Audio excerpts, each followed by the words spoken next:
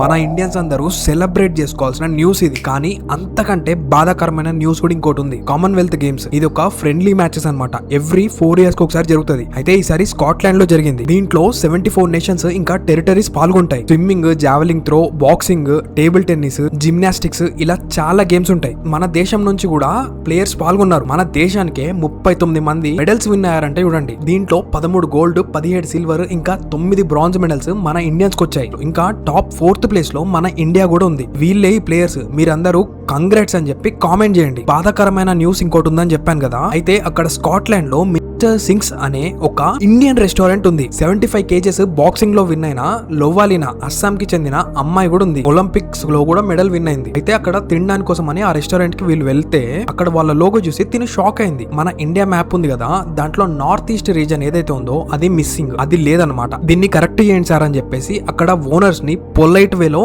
అడిగిందనమాట. Please आप लोग बुरा मत मानिए, मुझे ये थोड़ा सा बुरा लगा, ये इंडिया मैप में हमारे नॉर्थ ईस्ट नहीं है.